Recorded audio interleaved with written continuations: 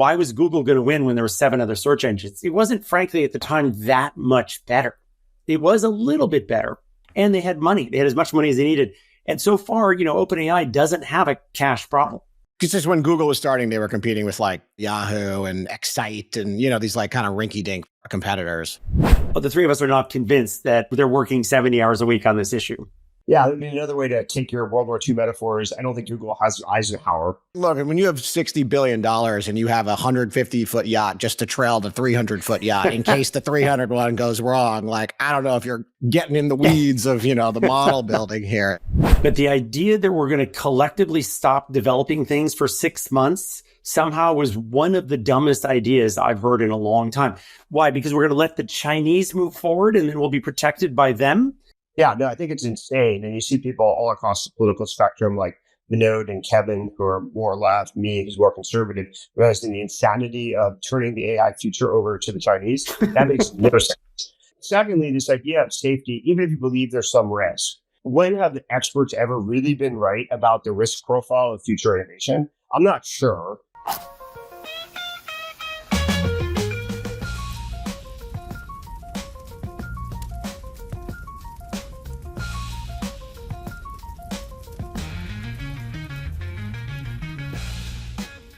All right, should we do it? We made it 2. We're 2 in now, guys, or I guess we'll see if we make it through this episode in totality. But thanks for running it back and doing a second one. I don't know what Vegas had the line at for us making it to number 2. I think it was like, I don't know, plus 250 to make it to episode 2. So here we are, beating the odds once again. It's like the Knicks championship odds at this point. Which actually went from plus 900 down to plus 700 with the cat news. So we can take that up offline, but. Yeah, every New York Knicks fan I know is kind of like, it's like that cautious optimism. Like, oh, this looks good. But as a Knicks fan, you don't want to believe. So they gave up too much. It's really only DDV, though. I mean, I don't know. First round draft choice. Randall was kind of an expiring at this point, so it seemed like he wasn't going to resign. But I'm sure this is why everyone's here to hear us talk NBA basketball. Well, you have accidentally assembled 4 Knicks fans. I know. That's actually we tried to come up with a name, and that's actually what we should have probably gone with, just like 4 Knicks fans. Yeah. Well, good. So I guess last night, we're recording this on Thursday morning, the OpenAI round officially announced. Keith, you guys have been longtime investors. I think actually the first investors at KB, right? Like at the $1 billion round? KB was the only institutional investor when OpenAI started. And when it started, when it had a commercial entity, right? Originally, it was kind of funded as a nonprofit. Correct. But about 2 years in, it was very obvious that this was going to consume significant capital. And the best way to motivate and align the right people and build a company for real was to raise venture capital as well as convert into a pseudo-profitable entity. And that was a $1 billion pre-round, if I remember correctly. I think it was 500 million from recollection. Okay, got it. I think it was 500 or 550 post. And that was before it was in vogue just to give $500 million valuations to AI companies too. So, yeah. Oh no, it was considered insane. It was like, I remember I was still at KB when we were investing, and it was. You were at KB when you were investing, or Founders Fund when you were investing? I was at KB. Wow. So Vinod was the champion, but I was like this sort of second person supporting this, and everybody else thought it was crazy. But it was a no-brainer investment. It was just, did the terms make sense? Like, should we invest in OpenAI at some valuation? 100% no-brainer. What was not obvious is 50 million at 500 posts. And I'm actually curious, I guess, I've never heard this version of events and not really what I meant to dive into off the top. Why did you think it was a no-brainer at the time? It sort of seems both one of the most forward-looking investments that have happened in the last decade and also presumably one of the crazier ones, at least it seemed from the outside end, but it sounds like it was consensus. There are three key components. First of all, Vinod had been on the AI wave for 15 years. He's writing pieces. You can Google them about the future of healthcare is AI driven, no doctors need AI since like 2009 or 10. So, thesis driven investment on brand, et cetera. Secondly, the firms had a long-standing relationship with Sam Altman, from Vinod to David to me. Obviously, I think many people know that Sam officiated my wedding. So we obviously wanted to support Sam in almost anything he would do. And then third is, even from the very, very beginning, you could identify the core talent. The way one of my partners is an AI expert, and the way Sven described this at the time in like 2017 or 18 was, other than DeepMind, there is no constellation of talent that's anything like the OpenAI core team. So betting on density of talent is always a good thing as a seed investment, not necessarily at 500 million posts. And take a zero off and it would have been a no-brainer. And what was the decision at the time on the 500? I mean, like, how did you guys ultimately get your head around Series A or whatever it was at that price? Well, so as you know, KB is usually very price disciplined. It's off like by an order of magnitude or more from our standard investment philosophy. So that was the only debate, is how much do you stretch? And there were good reasons. The company was going to consume capital. So it wasn't just an artificial demand of, we can extort investors, so we'll take this price at, some high price, which occasionally you see, and usually barf on. It was like, there's a lot of reasons why the company, to succeed and have any inflection traction, will need real capital. And so that was the market price. And we were kind of in or out. And the big questions were like, how much did you commercialize this? How much was the team committed to commercializing this? And knowing Sam really well, David had worked with Sam before, I'd worked with Sam before, we knew him. We really believe that Sam has a really strong commercial mind and that ultimately he would make money for investors. It was basically that point blank a conversation. Sam, are you going to make money for investors? Yes, I am. Okay, we all believed it. And, the rest is history. Wow. What was there from like a product demo perspective? Nothing. Anything? It was team. It was a team, but getting top tier AI researchers in a constellation of 5 to 15 of them was unprecedented at that time. It's still true today, by the way. These companies that you see get funded at ridiculous prices are basically just a constellation of 5 to 15 people, where 3 or 4 of them are co-authors on 3 or 4 different papers, and they can raise money at almost any price. Yeah, and there is such a shortage of talent. I mean, look, there must be jobs for literally 25 times more AI PhDs than there were 7 years ago, and we don't have 25 times more. I've never seen a shortage of talent in 30 years as I've seen in this space now. But how many of those original people are still there, Keith? I haven't counted. Obviously, a few left very recently, although, sometimes people are unfair and uncharitable. Most of those people were there for between 6.5 and 9 years, which is a pretty long time. I haven't been at many companies that long in my life either. So I think sometimes people can criticize from afar, but 8 years is a pretty damn strong commitment by anybody to any one entity.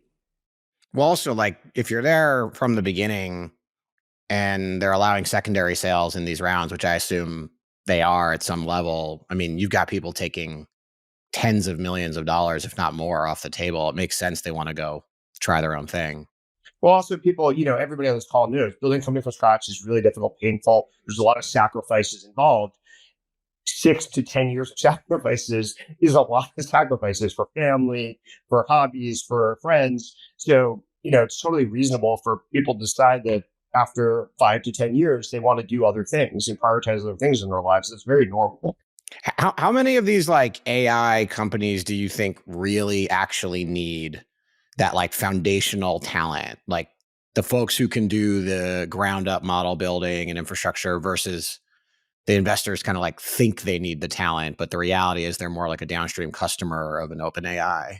It depends on what the company's aspiring to do. I think the application level, I don't think you really need that talent. This is me speaking for myself. I think some of my partners who are AI forward would still push the envelope there. But if you're really competing on the foundational level, absolutely, you've got to have world-class talent that can compete with OpenAI, you can compete with Google's various things, it can compete with, super safe intelligence. Those are going to be rare. So it depends where in the stack kind of you're going to compete, in my view.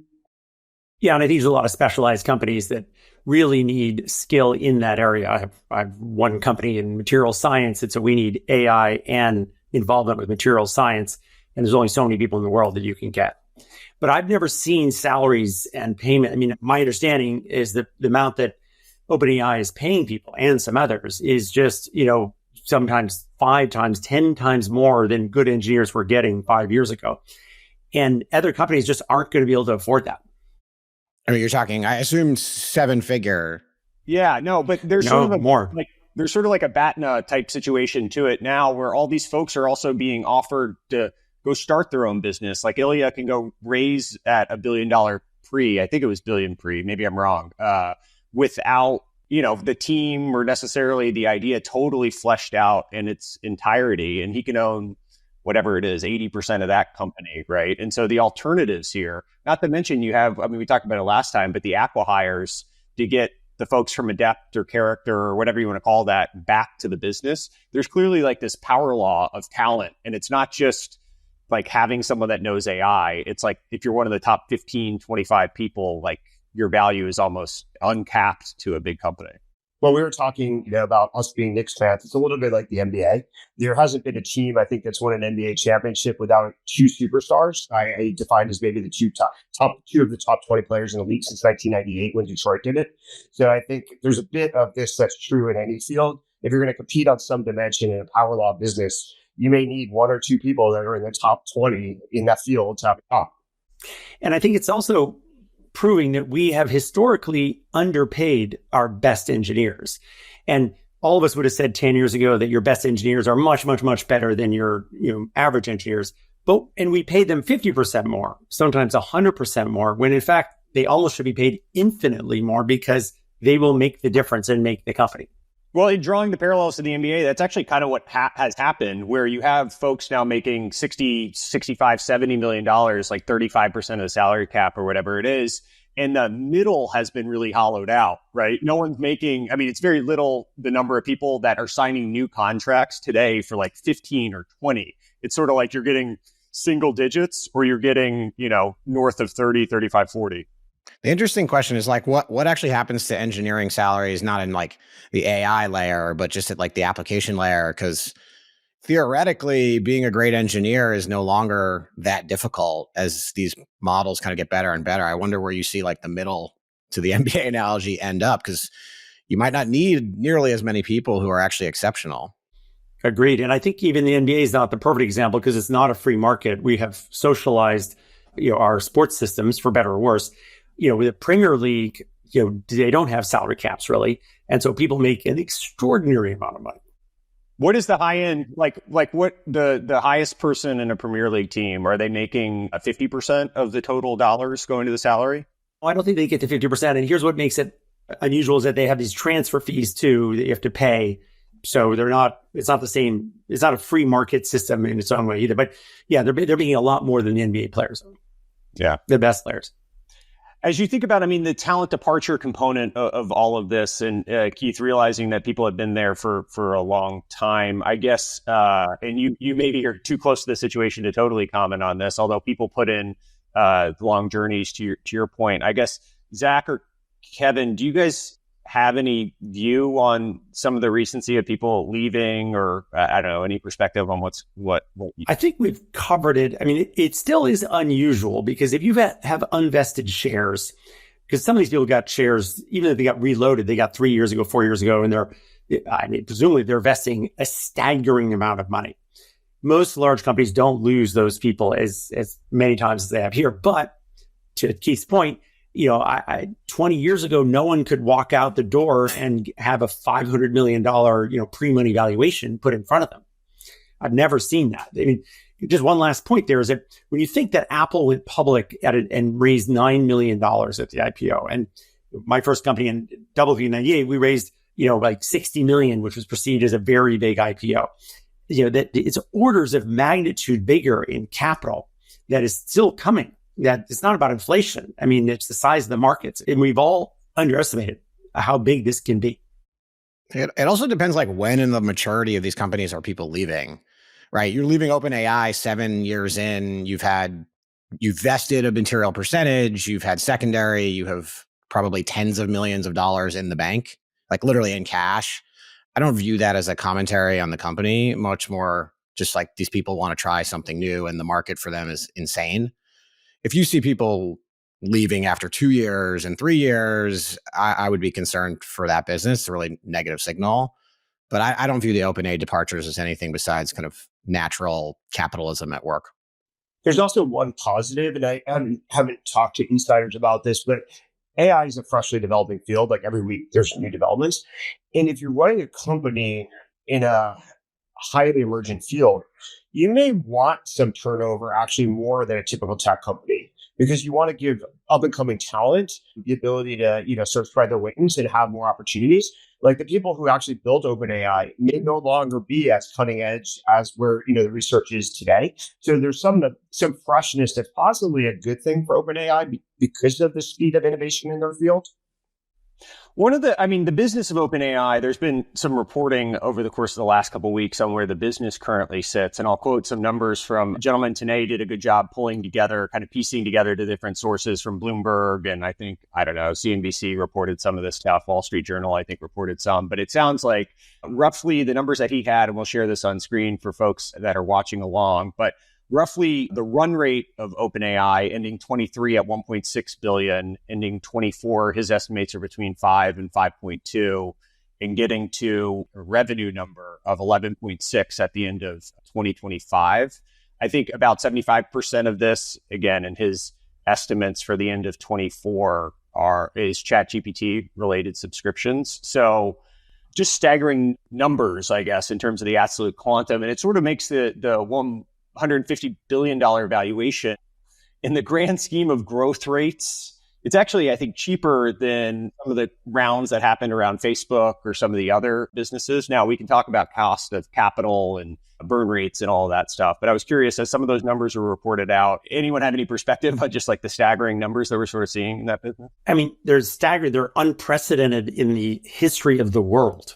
So, it's remarkable. It's remarkable. I remember, way back when someone was saying that no one had reached $1 billion in 5 years. That was like 20 years ago of revenue. And so these numbers do justify large numbers. I think you should add one more factor. There's a lot of risks because as we could debate, do they really have a sustainable advantage? That's not clear yet, but it may be. I think it was a very bold move, that Thrive led that round, put in a lot of money. And I think it's impressive. That's what VCs are supposed to do, which is take some serious risk.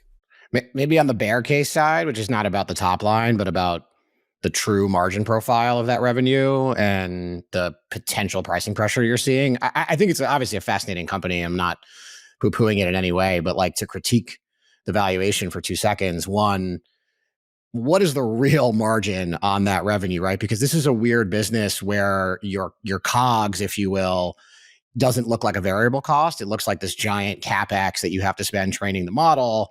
And so you're looking at the revenue going like, what's the multiple I should really apply to this? Because if I've got to spend $5 billion a year to generate this revenue on the other side, and that 5 is trending up, not down, what is the actual cash producing opportunity of the business? And I would be very skeptical of like the true margin profile here. The other one I would say is like, you've also got some of the largest balance sheets in the world.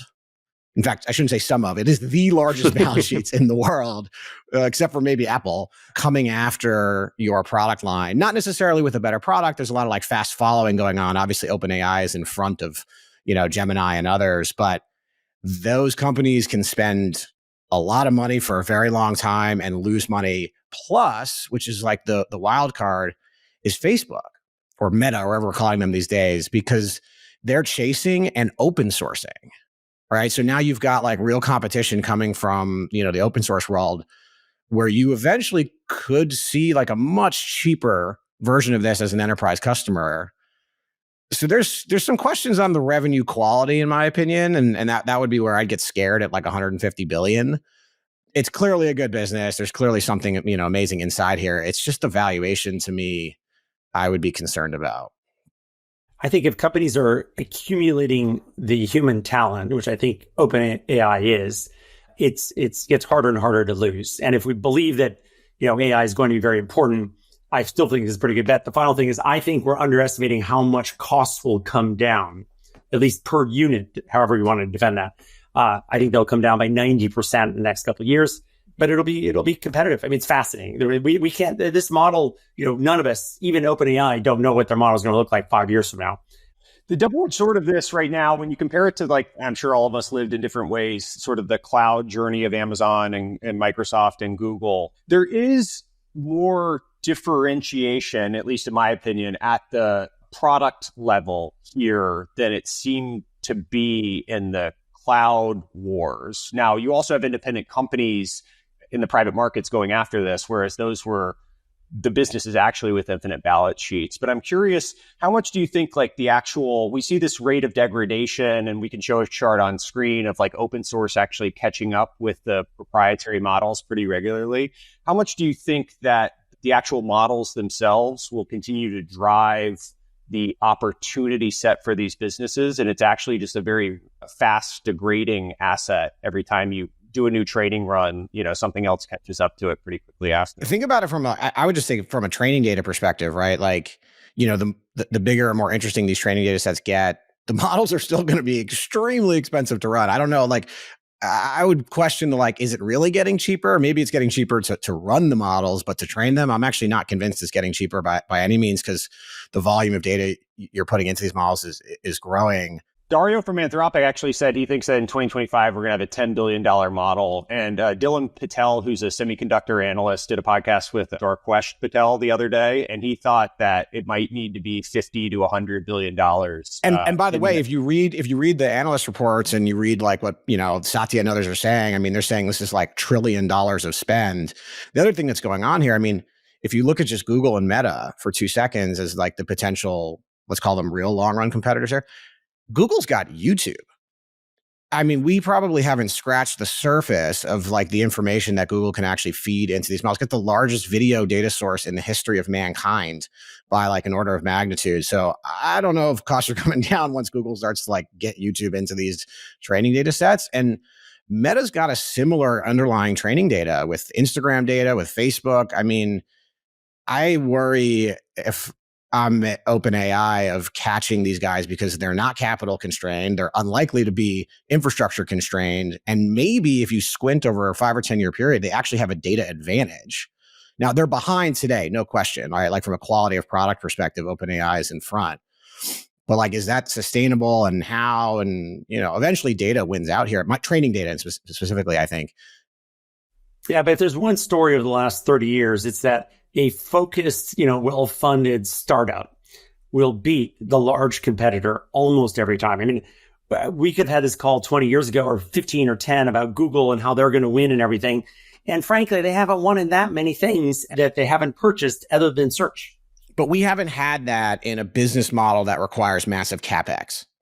Right? Like I agree in a software concept that makes a lot of sense because you're like constantly tweaking at the application layer. It's not that expensive. But these companies at the foundation layer, they don't look like software companies. If you think about them from an operating perspective, they look more like oil companies, right? They have to drill, they have to build rigs. I mean, there's massive CapEx. And so you're competing in a world where money actually matters and training data size actually matters. So I agree from like a application layer, yes, the small, nimble startup will crush. I'm not convinced that's what these companies really are, but we'll see. I mean, we'll see how it plays out. It's just the money is insane. It's going to be $1 trillion of spend. My guess is it's not that much because there's diminishing returns.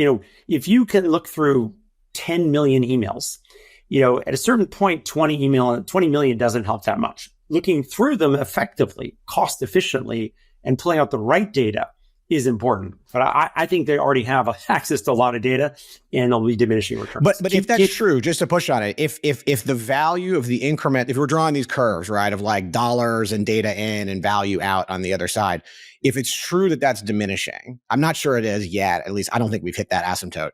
But if it is true, then all of a sudden you kind of know the model weights at a certain point.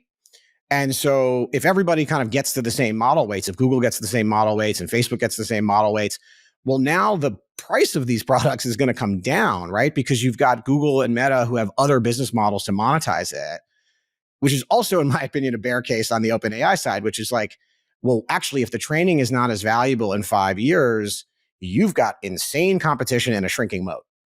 And so it's kind of like, which one is it? Think of it as ChatGPT is a consumer app. And users are getting millions, tens of millions of folks are getting trained. That is the place to go, that AI is ChatGPT. And so as long as ChatGPT performs on par, the 70% or so of the revenue is consumer pay. So that's not going away. And it doesn't really matter. Open source can't really compete with that. Mark can put some consumer app on top of it, but no one wants to use Facebook anymore. She's going to build a whole new consumer app on top. Google could try to integrate it in, but then they have the classic incumbents dilemma, blah, blah, blah, blah. So it's not so easy. I think OpenAI, as long as they stay on par with people, has all the consumers, and they're just going to keep addicting consumers to the next wave of technology.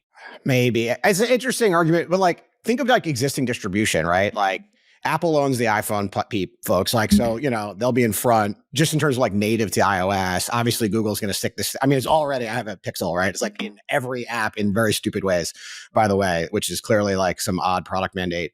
It's one of the worst qualities, by the way, having a Pixel, Zach. Among many worst qualities, this is one that really is frustrating to me. The actual history is because I used to work at Google for 2 years. They started giving free phones. And at that point, I was like, all right, I'll take the free phone. And I stuck with it, mostly out of spite of all of my friends.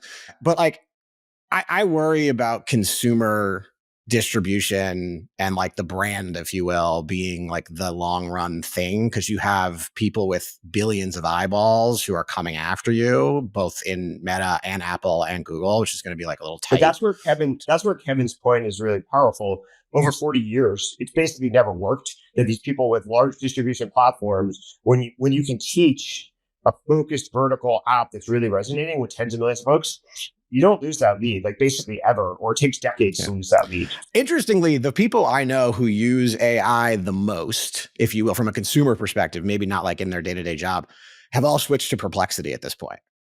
Yes. And the interesting thing about Perplexity, right, is like it sits on multiple models, right? That's kind of like the interesting layer. And so, you've got this like sandwich competition. You got Perplexity and probably 19 Perplexity copycats coming.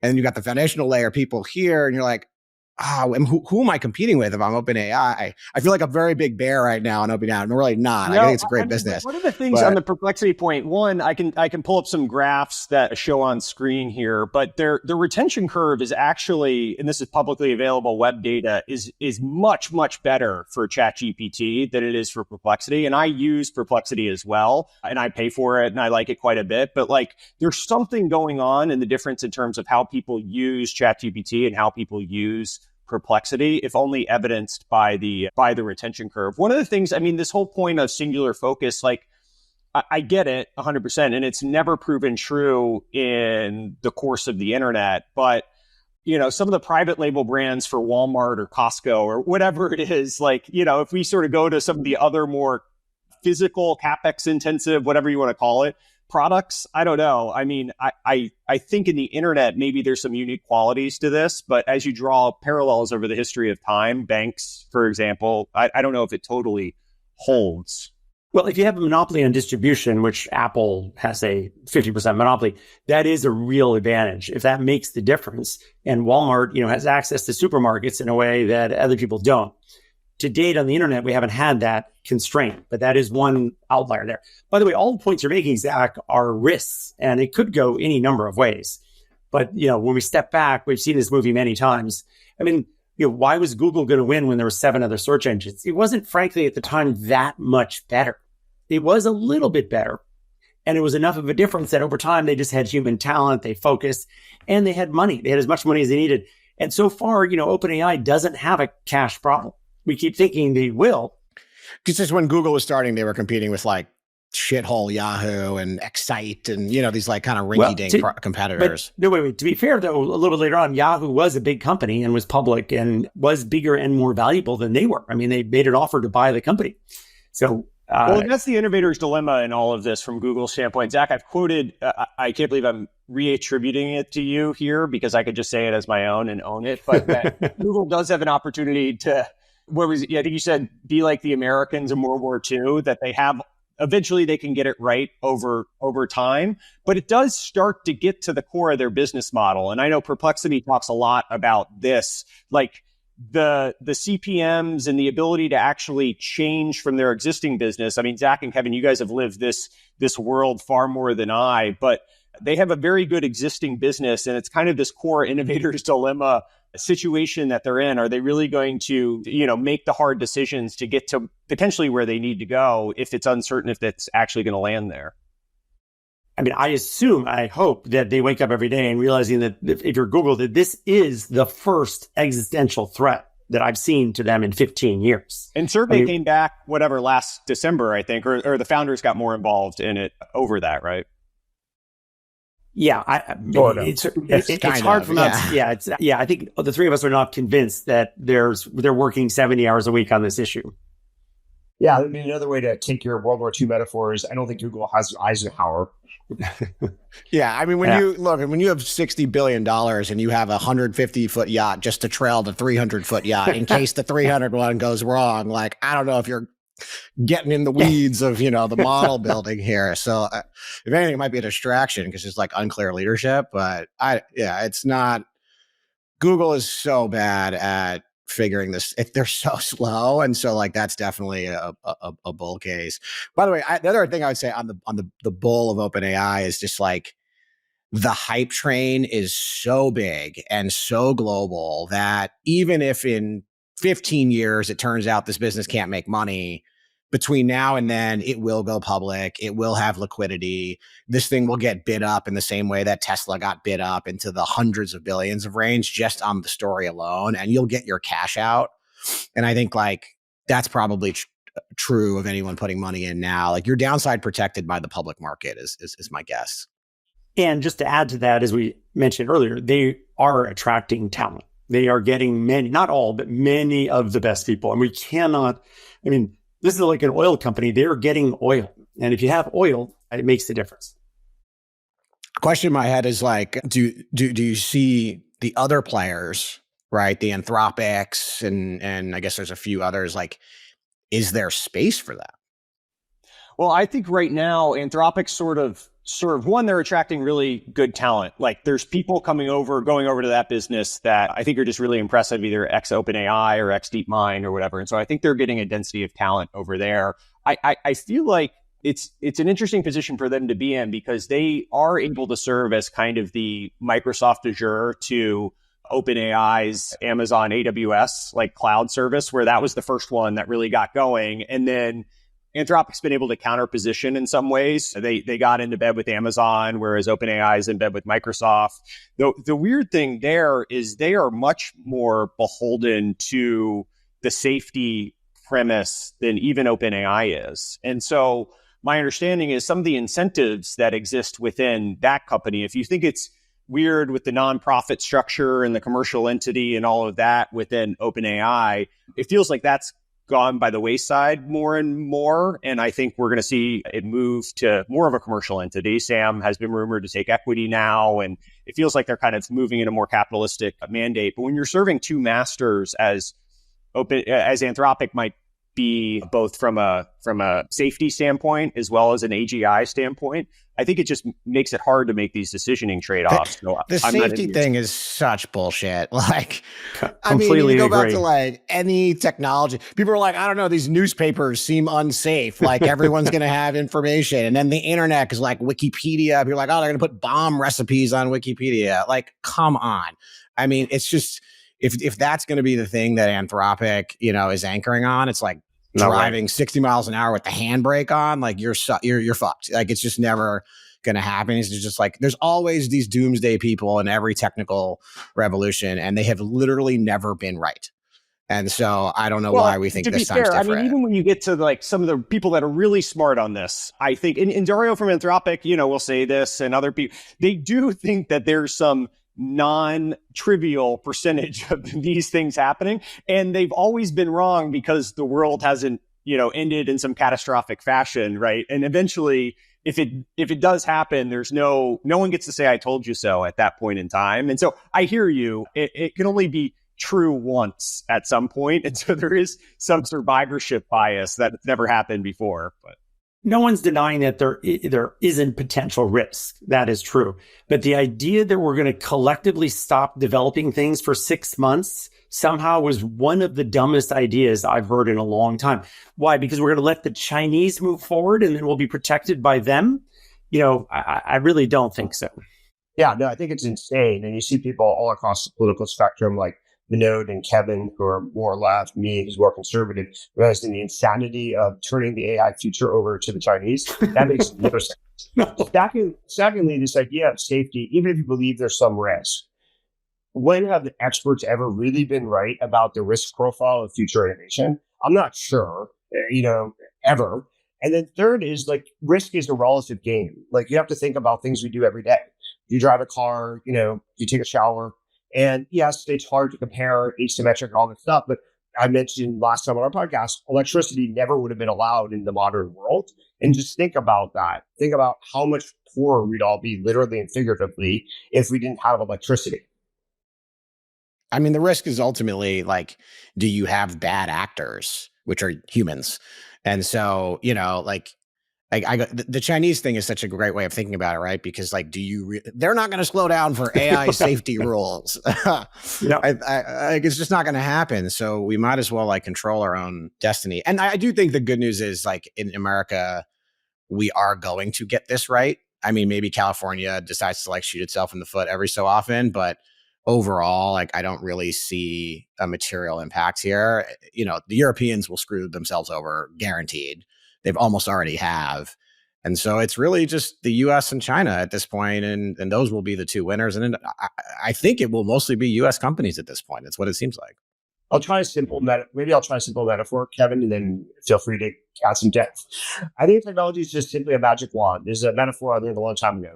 Magic wand, fix things, scalability, fix things, blah, blah, blah. Just make things happen. And, that's what engineers do is they use this magic wand and cast spells. Well, just like plots of various movies and books in science fiction and others, bad people steal the magic wand and do things. That's possible with any technology. And AI is somewhat similar, but the goal is not to make the magic wands go away. It's like to deprive bad people of the magic wand. Yeah, and we should, if you want to feel good about something, the world developed nuclear weapons 70, 80 years ago, and for the last 60, 70 years we haven't had a problem. Not that we're not all nervous about it, not that there isn't a risk all the time, but in general we've done an extraordinarily good job of managing that. This is easier to manage, I think, than nuclear weapons in 30 countries. But we'll see.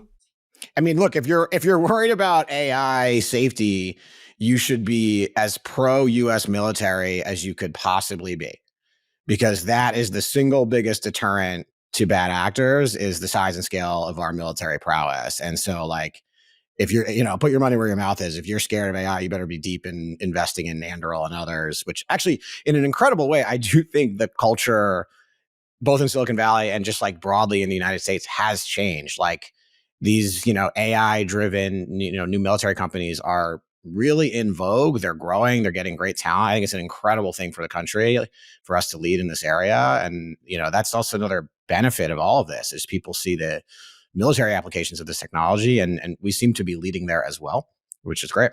This is another topic, but 15 years ago, I was partial to trying to reduce the amount that we spent on the military.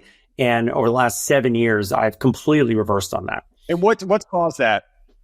Oh, because of the way that Russia and China are acting and will act. And I didn't see threats as visibly at the time, and I underestimated them. And we have real players out there that I think want to do bad things. We've come a long way. I mean, Project Maven, by the way, Project Maven was only 6 years ago at this point. And I mean, Keith, I don't know if you were at FF at the time when the Anduril investment or the founding was kind of getting going, but it was very controversial in the Silicon Valley zeitgeist. And I think Palmer and how all that stuff played out within Facebook was still controversial as well. And I don't know, Kevin, I agree with you that it's really shifted. I'm not sure what the linchpin or the watershed moment was that really caused it to shift from, in the zeitgeist. Well, I wasn't at Founders Fund, but I joined, after the first financing and stuff. The key thesis was a classic Founders Fund move, Peter on down, is find things other people don't believe in or afraid of or ideologically opposed to and invest in them. It's the best way to make money in venture. Works. The problem is it's not easy to do that every year. You can't deploy a whole fund of $1 billion that way. But it's the greatest thing ever. And then eventually they become consensus. And that's what's happened with Anduril and other space or defense-oriented companies. I think the sea change is just as simple as Kevin described it.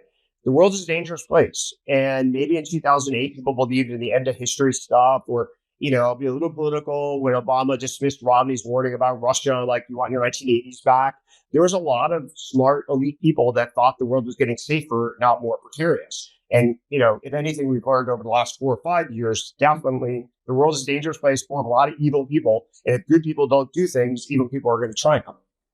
When things are nice and easy and good, we forget why they're nice and easy and good. And it takes like a little bit of chaos to remind you like, oh, right, 100 years ago, things were not that great. And it's only kind of like recent times where this stuff is true. It reminds me, not to bring it to the other area, but like it reminds me of the vaccine skeptics where they're like, why do we need these polio vaccines? No one gets polio. And you're like, why the fuck do you think no one gets polio, you idiot? And like, it's just, but calm and safety, and you forget the reason we have these rules and all it's going to take is polio reemerging for the vaccines to be very in vogue, right? It's going to totally shift the pendulum. It's not just polio, it's measles, it's like all these things. I mean, we are kind of seeing it in certain subcultures where it does reemerge actually, which is incredibly scary because it can be contagious and especially with young kids. And puts us all at risk. Yes. Which is outrageous. One of the things, I guess, one of the other topics we kind of had here, and I think I've talked to some of you about this in the past, but is just social media, messaging platforms, the right to spread information, misinformation, what the different risks of these platforms actually are. Keith, I'm curious your perspective. I think you and I have talked about this a little bit in the past, but like what right do people and these platforms have to, especially in this world of AI, where the deep fakes and all that stuff seem to proliferate at a ever growing rate. What role do you think the platforms themselves should take or the government should take? Are there frameworks that you think make sense to try to? I think it's actually fairly straightforward and maybe easy. Anything you can publish in a book, you should be able to publish on a platform. And if it's illegal to publish something in a book because it's defamatory or it's obscene, you shouldn't be able to post it on social media.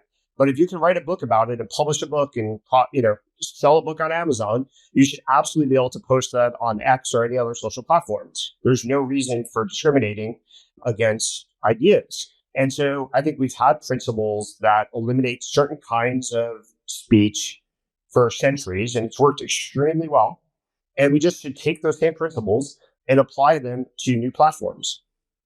Does age play a different factor? There's certain things that kids can't buy in a bookstore, but they have access to online. Does that change your thinking? I can buy that. Again, taking principles that have worked for centuries and applying them to platforms. So age gaining things makes lots of logical sense to me because we don't allow them, as you point out, to buy certain kinds of books. Yeah, we don't allow kids to buy alcohol. We don't allow them to buy cigarettes. At a certain age, we do.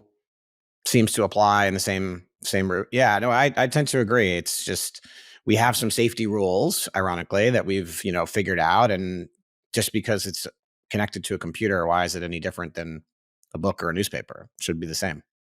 The interesting challenge to me is just like the rhetoric in regulating these online platforms gets very, very intense very quickly, ironically, probably because of the online platforms. And so, I could easily see state by state, even some very intense regulations that can do some harm. So we will see. What do you think the answer is? I mean, does it need to be a federal level thing? Do you think you let the states just figure it out? And well, the states have always regulated defamation. Like the law in New York, for example, is very different actually than the law in some other states around defamation or using people's identities. So we've always had state by state laws around defamation, even obscenity. There's a federal layer because of like the First Amendment the Supreme Court has sort of insisted on. But basically, most of these things have been regulated by states very successfully. Yeah, except that you can't really do this on a state level on the internet. Well, because you can control the sale. Gambling on a state-by-state basis, right? Yeah, because that's physical, and they can control book sales at a state-by-state level in newspapers. But here you can't. I mean, it is a nightmare. I mean, I just think the federal government has to decide, because they can't have a site that can be accessed in 17 states, but not in 33 states. Well, and talk about regulatory capture. The federal government thing, like, which really bothers me, if like when we consolidate rulemaking in like one body, is just you lose the like ability to learn from your mistakes or your successes when you stick it at the federal government level. I mean, one of the biggest people complain about it in the US, but what they don't realize is like one of our biggest advantages as a country is states' rights, not because any one state gets everything right, but actually you get 50 experiments, right? And we watch California do really stupid things. We go, maybe we shouldn't do those. And then you watch Texas do some really interesting things in terms of like development. You go, those could look real. And you like learn as states make mistakes. And whereas if, depending on which administration is in charge coming up with those rules, I really worry that like you can't change them at the federal level very easily. And I'd almost rather let the states experiment. But wait, Zach, you're not arguing that we can have different definitions of an article that can be shown, that I need 17 different article versions for 17 different states. Well, we have to block lots of financial services companies, for example, block residents of New Hampshire or Utah or Nebraska from using products. So there is in the gaming sites that are online, absolutely. Oh yeah. Trust me, if you're trying to put in a college football bet and you're in California on a Saturday, let me tell you, they block it. There is some techniques that we've used in other verticals, to regulate by state, even on the internet. It does make it, there's a lot of friction. There's a lot of friction it creates, but Zach, you're pro let states figure this out. We went to dinner, our wives, Zach and I did, I don't know, a couple months ago, and he pushed the limits of letting states figure out things in healthcare. And it's still a topic in our household. My wife and I debate of how extreme this should go. But there's elements of regulatory capture or incumbent advantage that ends up playing out. And if we're going to regulate these things like utilities, or whatever, financial service entities, maybe we should, but we're sort of deciding that there aren't going to be tons of innovation that comes if we need to have this article can only exist in North Carolina and that can't exist in New York. It's going to advantage all the incumbents that actually have the resources to deal with all that stuff, right?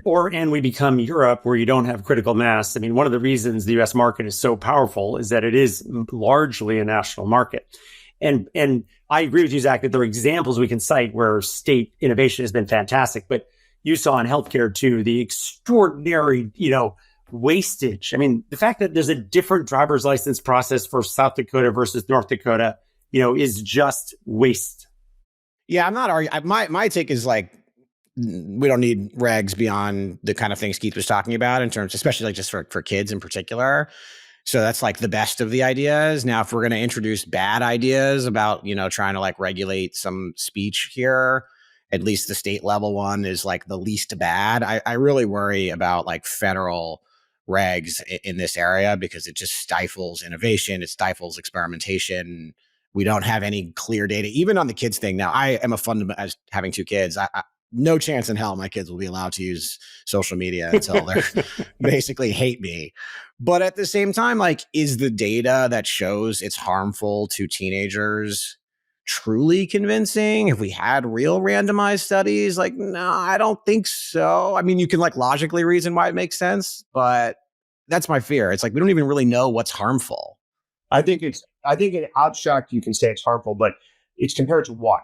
Kids have never been the best, most well-behaved, given freedom to do X things. It's not like I sat home, when I didn't have social media when I was growing up and just did exactly what my parents wanted me to.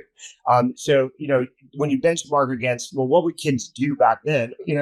I don't know if you want to keep clicking on all these things sometimes. And so I think some of these studies are done in isolation, which is oh yeah, this is harmful, compared to you're reading a book, going to the gym, working out, et cetera.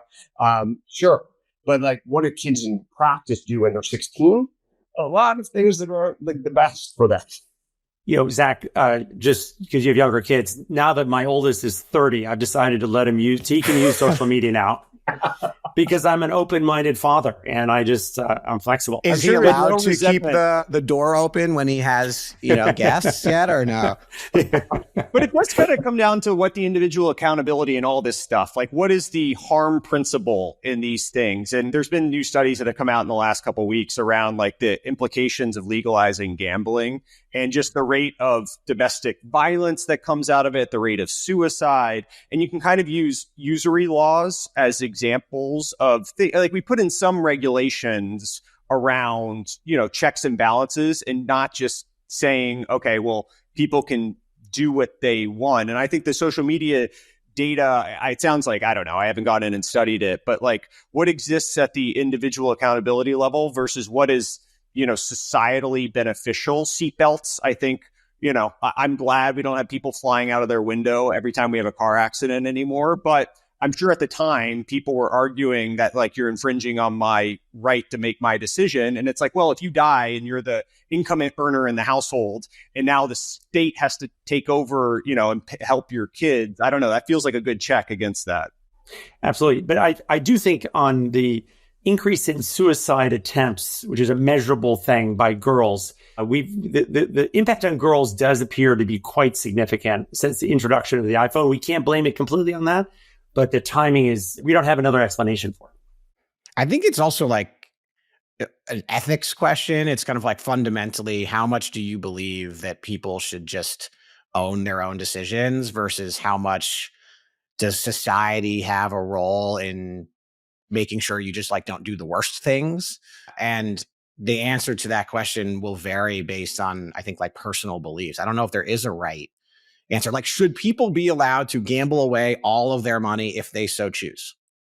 It's kind of a harm principle thing, right? I think if we totally judged on harm principle, we would probably ban alcohol. Like if we just look at the societal implications as someone that drinks and enjoys, but like the negative for overall society, I think you could make a very strong case that like alcohol is more of a net negative to society. But it gets in this situation that we've all agreed that the benefits potentially outweigh that at an individual level. And gambling for me is certainly a net negative. And I personally I'm not sure it should be banned, but I wouldn't invest in anything and I don't want to encourage it. I don't think it makes the world a better place there. But I think the issue, Zach, is trickier because, we pay for all the problems. So when people are obese or don't wear seatbelts and have accidents, it's not just them. If they just die right away, fine. But when they are in the hospital for 6 months, that's all of us paying insurance for that. 100%. Yeah. And that's where you start to see the externality part of it. But it's like gambling is actually really an interesting one because do we pay for those externalities? Like clearly get mental health issues and maybe some safety, you could argue. People go a little crazy. It's hard. I struggle with this one because, I like sports and sports gambling can be fun. At the other end of it, hitting clearly the fifth it's leg harmful. Of a parlay, that's like nothing. No drug hits that. You're like watching Monday Night Football and you're like, why do I care about these 0-4 teams playing with I don't care. But so, the gambling part kind of makes it interesting. But yeah, clearly it is harmful. I mean, I think everybody I definitely have, individual friends of theirs where if you were truly honest, you would tell them like, you probably need to delete FanDuel. Like, it's not good for you. Well, it's also just effectively a tax on poor people. Yeah. It's regressive. When I walk through, the lottery is, right? Regressive in all ways. Yeah. When I walk through the casino or something in Las Vegas and I see people, I feel like you can't afford to lose this money and you are losing this money. Yeah. One of the reasons, the impression I always have that gambling is terrible is I grew up in New Jersey and we go down to Atlantic City and there's like no friction to get there. Vegas, in some ways, there's friction to get there. And so adding friction, it's not quite as sad. You go to a casino in Atlantic City when I was growing up, it was incredibly depressing. As soon as you open the door, you're like, this is awful for society because people could just bust there. In Vegas, it takes a little bit more resources to get there before you. And so by putting things online and making it easy and reducing the friction, I feel like we've turned everything into Atlantic City. My image of gambling when I was 12 years old came from James Bond movies. And then you go to Atlantic City and you realize it's not really quite that. I was in Oklahoma a few weeks ago and you stop, there's the slot casinos alongside the highway. And I stopped to go to the bathroom while I was driving. And I will tell you, that's slots are about as sad as it gets of just people sitting there and, it's all there's been tons of studies on the lights and the stimuli and all that stuff that comes out of it. But it's about as bad as it gets. And again, this comes to individual accountability. Like, if we know that the lights and the handle pull and the noises and all that are really rewiring our brains in some way just to keep going from an addiction standpoint, what role should the government play in that if someone's just going to lose their life savings around it? I don't think we need to encourage it. Now, People can also, by the way, the four of us can gamble amongst each other if we feel like it. And people have always done that. That generally did not ruin people. If you systematize it, make it easy, then it's going to be much worse. I mean, look, we've already greenlit the world's largest casino, which is crypto. So, unregulated global casino to invest in shitcoins, basically. And with a few use cases, yes, I know, stable coin, yada, yada. Not many. My favorite, I don't know if this is true, so I'm just going to say something and we'll see if somebody actually fact checks this. But I was told, this is my Trump level, like some people are talking. Many people are saying, yeah, exactly. One person I know told me that like the number one use case on Solana, in terms of like that chain or whatever, like the company that generates the most revenue, is basically like an auto shitcoin generator. Like that's the biggest customer is like a company where you can go in and like 3 clicks, create your own shitcoin and then like go out and market it. And that's the use case. So, we do humans. I mean, we've been gambling for thousands and thousands of years. There's clearly pent up demand here. I don't even know if like regulating sports betting is going to matter because we have many other outlets for this stuff for people. You're right. I mean, what's the line between Robinhood and DraftKings is it's pretty thin in some ways if you really zoom out and think about what people are actually doing with it. So I don't think that's true. The makeup and the income level of people doing sports betting or slot machines is different from the people on Robinhood. The average income is not the same. And we're also not opening up Robinhood, slot machines all over. We're not encouraging the people. There's some friction to get there. I'm more comparing DraftKings to Robinhood. Do you think at that level, I mean, obviously there's been some materiality thresholds of who can make what types of investments. Is that a good thing that we're not giving access to certain people to, I don't know, different financial products? And I guess I agree with you that I'm sure we can find the actual data on the different financial profiles of who uses what, but like, should that actually be a governor that if you're not above a certain net worth, you shouldn't be allowed to do this? To me, it just depends on how much we're actively encouraging it. Again, no one is saying that Zach and I can't bet on the next football game. So that's fine. The question is, are we giving licenses, by the way, mostly because they essentially bribed politicians, and saying you can, have a certain number. New York State is, I can't remember, having 5 or 7 casino licenses that they are giving out. And is it going to make the state wealthier? Is it going to be better? And I'm not sure it will. I don't think it will at all. The investment regulation one is always a fascinating, like this is like the accredited investor status, basically. It's what, that was like the word I was looking for. Yeah, there's like qualified purchaser, which is the big one, but like accredited investor, I think is like 250K in income over the last 2-3 years, something like that. And if you don't have that, you're essentially like not allowed to invest in most alternative assets, which feels odd and regressive, right? By the way, I think it's kind of like an airline, like getting onto a plane. I think that's the threshold by which they're supposed to judge you. But like, if they build enough confidence that you can do it, they'll let you on. And so like, I don't know if you guys have ever lost your wallet and tried to get on a plane, but you can kind of do it if you show your checkbook or show some other stuff and let them build the confidence. I think it's the same thing with accredited investor generally, but. Well, I guess I go back to like, why does this exist, right? Because it feels like, oh, we've always had this thing. But if you go back, like the reason for many of these regulations, in particular in the finance industry, is like scams. It was just scam after scam after scam after scam, taking advantage of people who were not as well educated and maybe didn't have as much money. And, this is like brokers calling you, getting you to invest in penny stocks, just like thousands and thousands of different versions of that, scamming poor people essentially in mass. And that's the reason for it. And so the question is like, it goes back to that personal responsibility, like ethical issue of, do you think people should be allowed to get scammed? And at what level? Because clearly there's some harm in limiting their ability to access venture funds and startup investing and stuff like that. But there's also harm in letting them throw their money away, in things that clearly aren't real. I don't know what the right answer is. I mean, you could draw a through line to this and it's a little bit of an extrapolation, but the lack of companies going public because of the regulatory burden that and the financial disclosures and all of that stuff that you need now to be a public company. And the reason we've done that in large part is because people were getting scammed on, companies that were going public. And so you do this thing that in principle sounds great. Who doesn't think that like more disclosures and more accountability in the financial markets, like who's going to argue that that's a bad thing until you see the downstream implications, which is like the lack of IPOs and the fact that all this value is being created in the private markets now that used to be in the public markets. And so there are these externalities that are a little unintended, but with broad implications when you start thinking about that. And I think last time, Zach, we talked about the fact that the FDA is, so protective that, it costs $500 million to get a drug to market. And in the meantime, those people die who didn't get that drug.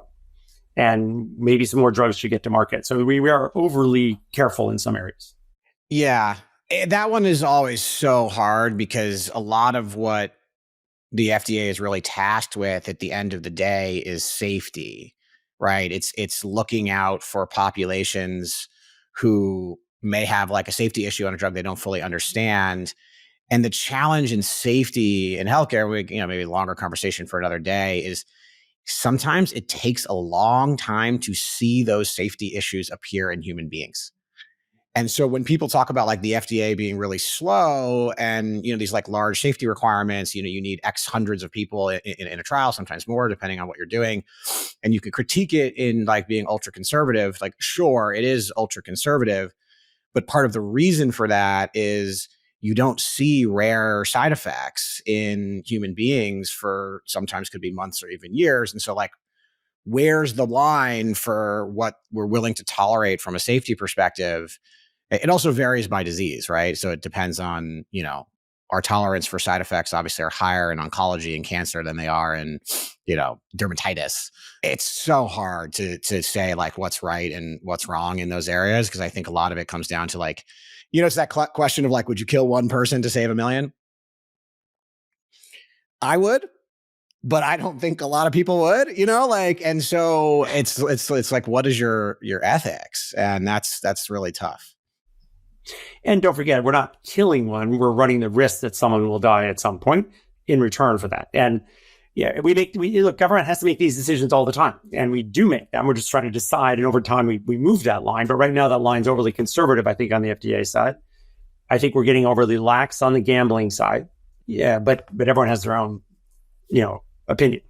On the regulatory side, we just saw this in the sickle cell med that Pfizer just pulled. So Pfizer spent $5.4 billion buying this company that develops really interesting therapeutic for sickle cell. And there were these longer term studies that took a while to read out, which I'll paraphrase essentially as saying there was a higher chance of death in some patients than the control group, right? So there were, there's benefits to the disease in terms of like pain reduction and things like that, but also you have a higher chance of death.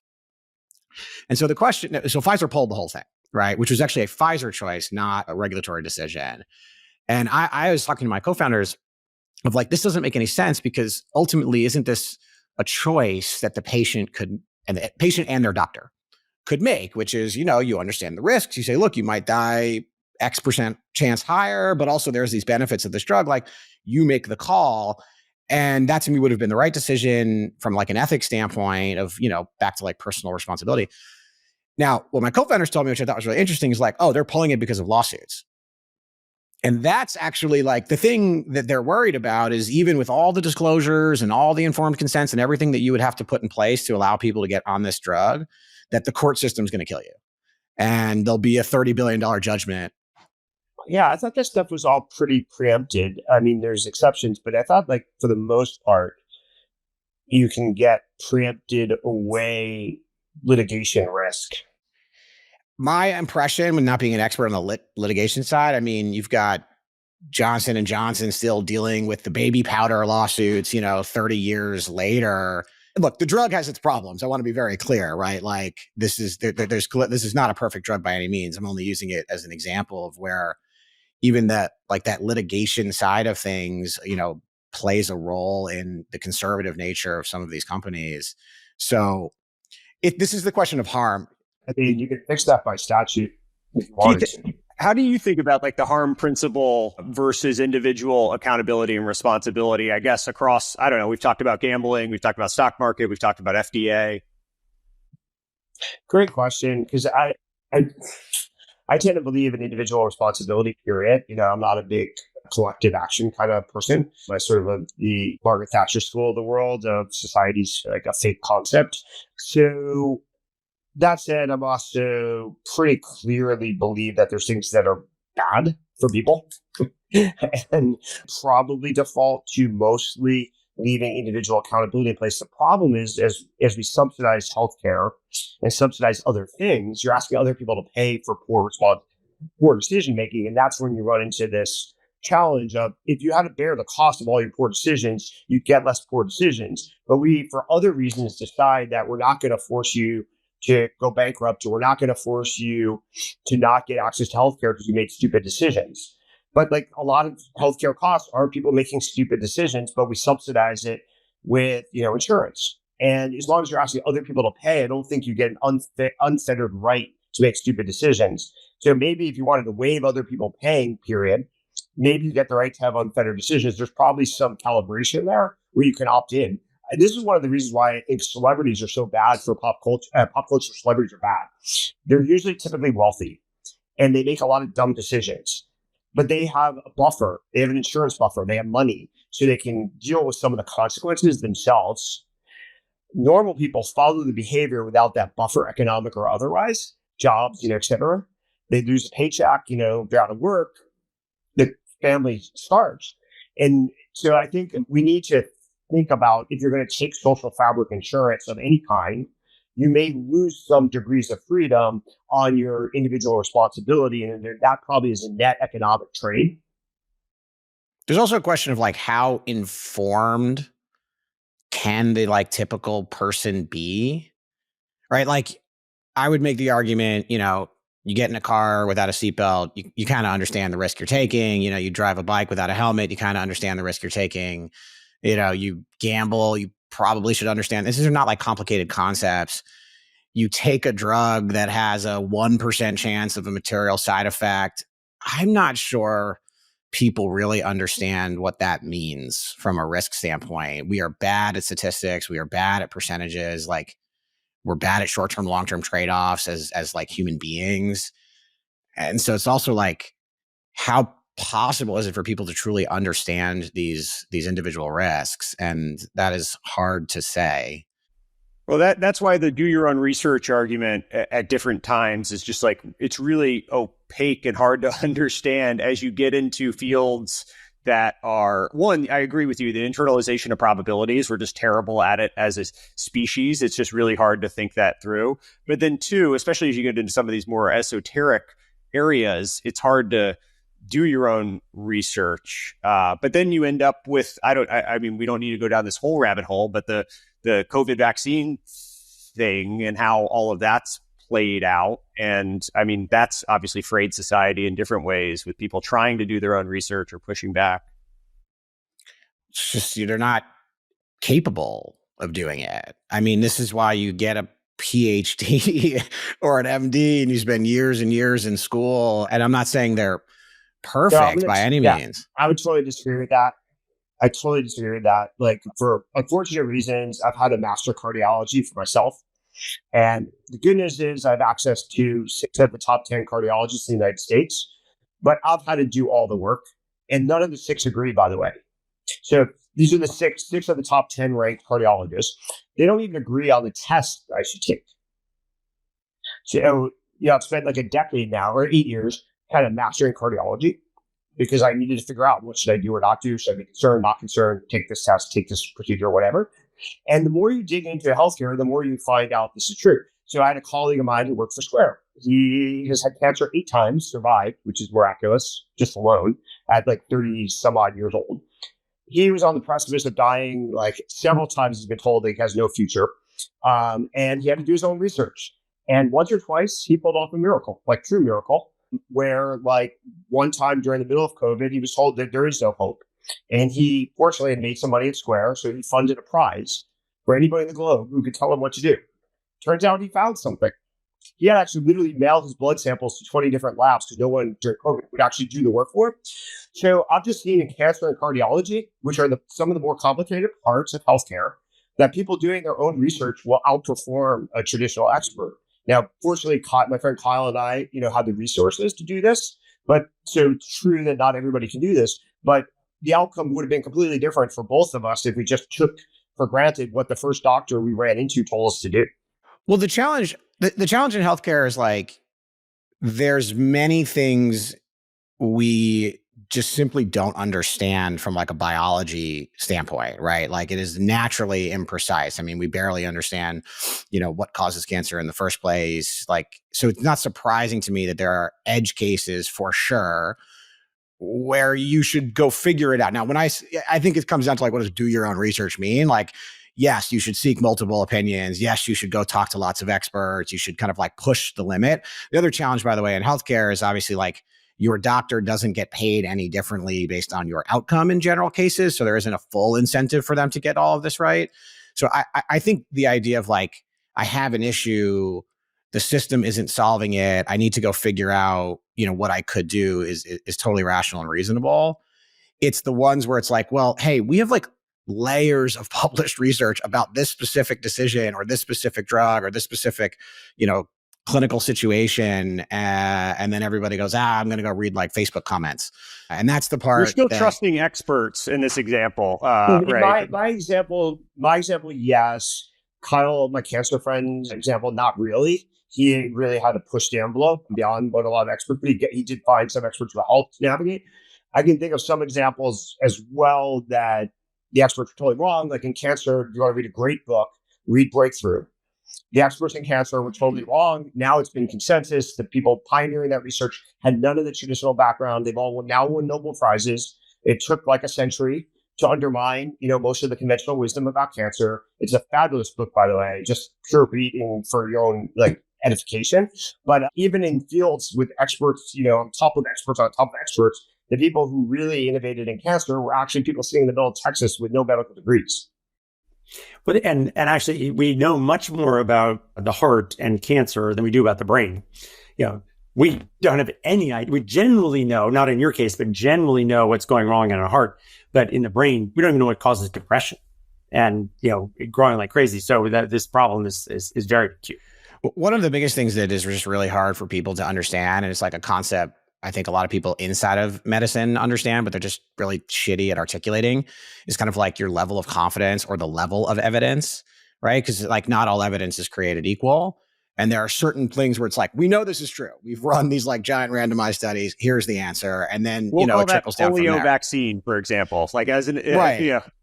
Or like wash your hands before you do surgery, like things like this that, we didn't actually know back in the day. And then there are things where there's obviously materially less level of evidence simply because, A, we don't even understand how the disease, biologically works, or the treatments are very unclear. And I think humans do not understand this like spectrum of evidence where you can go, there are certain medical decisions where we literally have no fucking idea. And then there are ones where we have tons of confidence in, and we're really bad, especially in the news media, of articulating high confidence, mid confidence, low confidence. And that would be such a benefit to society if we could share a little bit more of that. For example, the number of articles that I get sent typically by my family members where they're like, hey, look at this new study, look at this new drug. And I go, hey, did you check if that study was done in a mouse? Just the first check, right? And it's like 95% of the time, it's like, yeah, it's a mouse. Like, just remind you that's not a person. And so even little things like that, like where was the study done? What kind of animal was it done in? How many people? If there was a human study, these are complicated concepts. People just don't get them. Well, if we're afforded the luxury of doing episode 3, I think healthcare is one that I would love to dive into with, Zach, given your background, Keith and Kevin, I think that could be a really fun one to talk about, because I think we touched on it a little bit last time between outcomes and the implications of cars and guns and opioids and all that. There's a lot of data to unpack. So I think we can maybe put a pin in it here. And if we're fortunate enough to do episode 3, circle back on healthcare. That'd be great. I would love that. Awesome. Thank you, guys. All right. Thanks, everyone. Until next time. See ya.